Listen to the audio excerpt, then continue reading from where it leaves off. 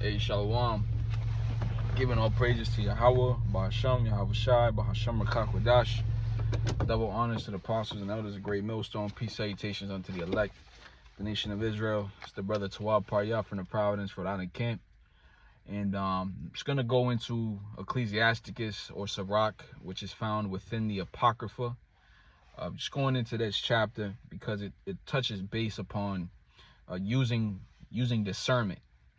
And in case you don't know, right, the Apocrypha was a book that was taken out of the Bible, the King James Bible, which, all right, King James was just the type of man that had authorized the collection of books to be published into the English. It's he's not the author, all right. The authors of these scriptures are actually credited. They're written within the texts, all right. All you got to do is read. But not to go too into that topic, all right.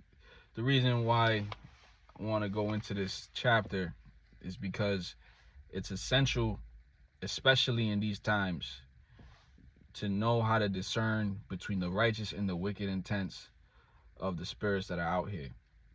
And when I say spirits, I'm referring to the people. All right, so this is Sirach chapter 12, and I pray and I hope this is edifying and exhorting to the lost sheep of the house of Israel. But without further ado, Sirach or Ecclesiasticus chapter 12 and 1 says, "When thou wilt do good, know to who thou doest it, so shalt thou be thanked for thy benefits." Right? Because not everybody out here is on the same accord as us. When I say us, I'm talking about the body of believers. Matter of fact, just give me a quick second. All right, as you see, I got the physical Apocrypha here, and I didn't even intend on going into this here, but it's the spirit at the end of the day. Let's go to the book of John.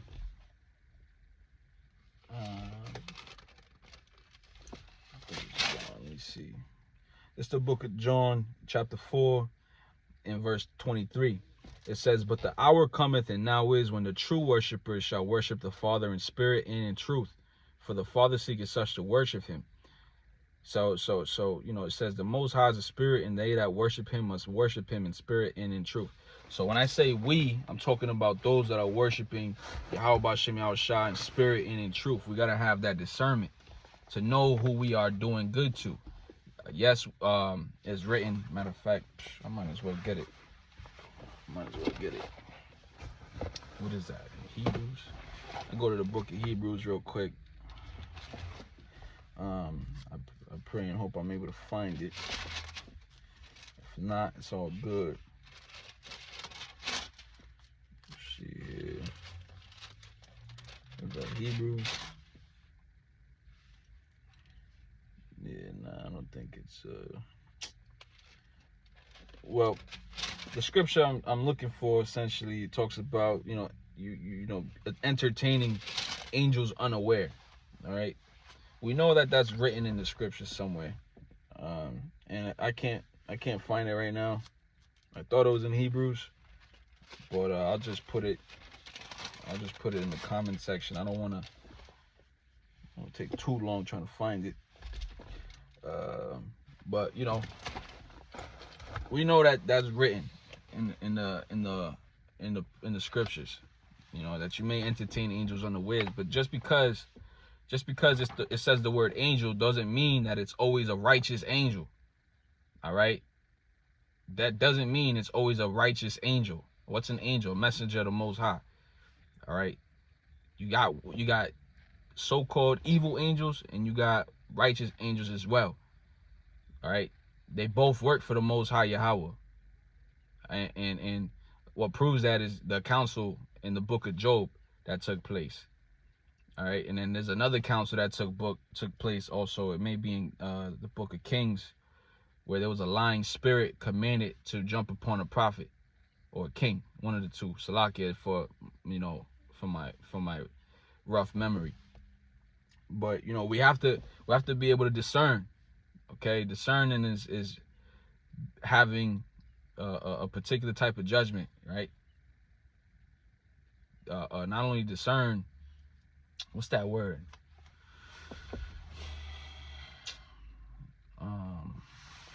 It's all right. Slips my mind. I'm going to just keep reading. This is a Sirach 12 and verse 2. It says, do good to the godly man, and thou shalt find a recompense. And if not from him, yet from the Most High. Right? So, yeah, you do good to the godly man. And sometimes the godly man, he ain't got it like that. So, you know, the Most High would take care of you regardless. See, I'm looking at some squirrels right here. They don't do nothing to get the nuts. All right? The acorns or whatever. The acorns just fall from the tree, and them nuts, them squirrels just go ahead and get it. I'm looking at a bird right now. The bird don't do a damn thing. All right? The Most High allows these animals to be fed without doing nothing. And it's the same case, you know, for the Most High's elect. Yahweh Shem Shai's elect. He'll take care of you. All right? He has his way of repaying you. I just got pulled over. All right, and I thought of the scripture, when the ways of a man pleaseth the Lord, he make his enemies at peace with him. I just got pulled over, and I got just left off with a warning. Found out that my registration expired, which I got to take care of that. But, you know, the Lord delivered me in that situation. He repaid me for something I did. I don't know exactly what I was getting repaid for. All I know is I received mercy from Yahweh Shem Shai.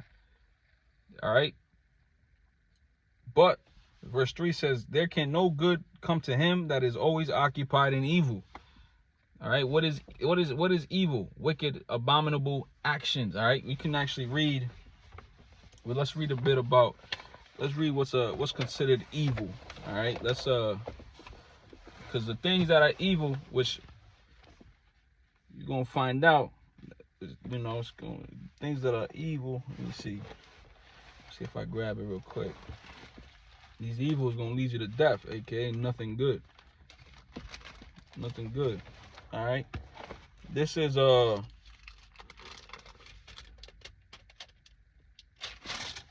this is Jude. Let me see.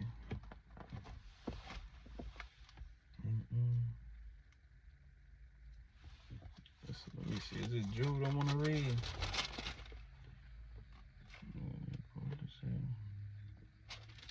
Actually, let's grab this one in the book of Romans. I'll do it like this instead.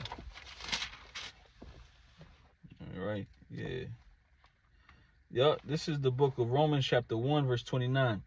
Being filled with all unrighteousness, fornication, wickedness, covetousness, maliciousness, full of envy, murder, debate, deceit, malignity, whisperers, backbiters, haters of Yahweh Shem Shai, despiteful, proud, boasters, inventors of evil things, disobedient of parents, without understanding, covenant breakers, without natural affection, implacable, unmerciful, who knowing the judgment of Yahweh Shem Shai, that they which commit such things are worthy of death, not only do the same, but have pleasure in them that do them. So you see, as we read in Sirach, nothing good comes to those that are occupied in evil, man. It's nothing but death that's destined for those people. So we have to be mindful, man. Like, yo, there's a lot of the people in this world, that's what's destined for them, death. Because all they do is evil. They don't listen. Especially these Israelites, these wicked, rebellious Israelites, all right? Not to say that I ain't wicked, because I need salvation, all right? Battle in the flesh every day. But there's a difference. There's people that reject the word of Yahweh Shem Shai, that don't believe Yahweh Shai's blood covers them. All right? But ultimately speaking, even going back to the book of Romans, that first chapter, it talks about how the Most High gave them up to them vile affections. All right? But, Sirach 12 and 3 again, there can no good come to him that is always occupied in evil, nor to him that giveth no alms. Now give to the godly man, and help not a sinner. Oh, yeah, you know, you're supposed to love everybody. You're supposed to love thy neighbor like you love yourself, and this and that and that. Nah, the scriptures just said it. Give to the godly man and help not a sinner. A nigga that don't want to listen, a nigga that don't want to take heed to the word, you just got to let that nigga die. There's scriptures in Revelation. All right, let me grab it. I'm just jumping around. Salakia. This is the book in Revelation chapter 22.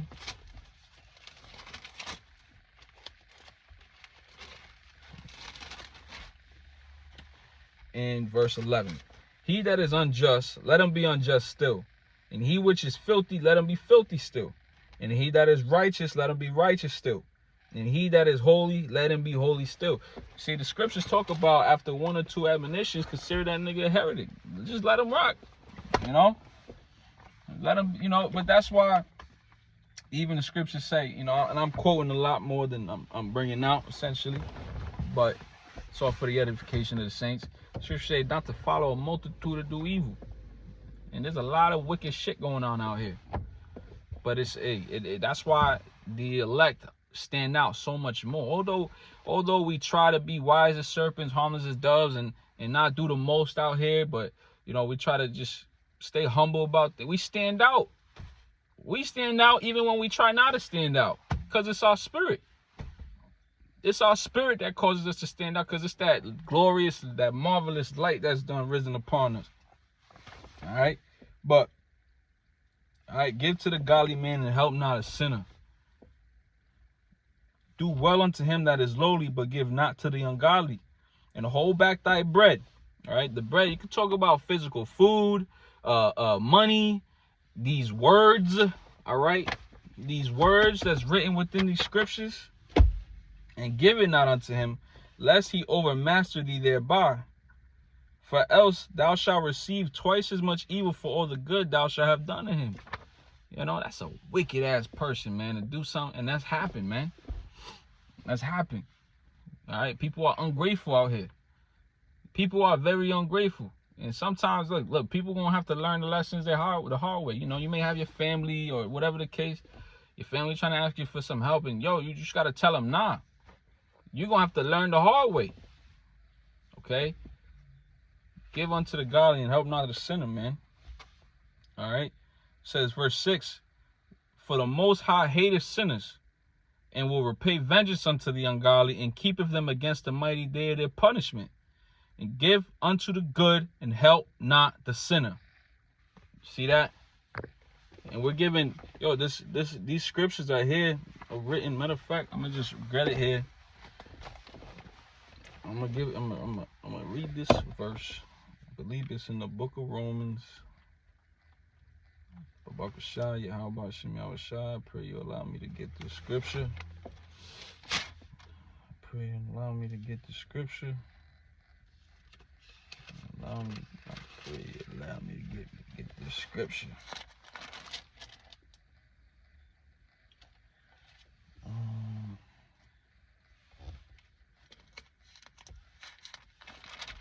Let's see here. Let me see here. Damn, let's see, where's it at? Walker Shaw, where's it at?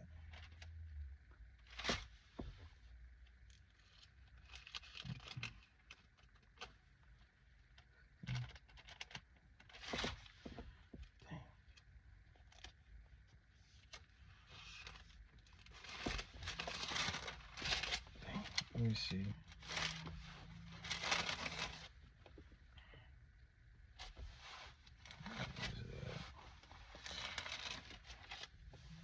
Let's see.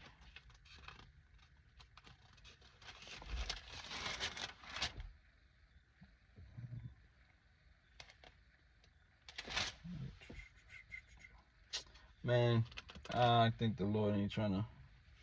The Lord don't want to give me it right now. Well, the scripture that I'm looking for, it talks about how what was written aforetime was actually written for our learning. That we through comfort of these scriptures might have hope.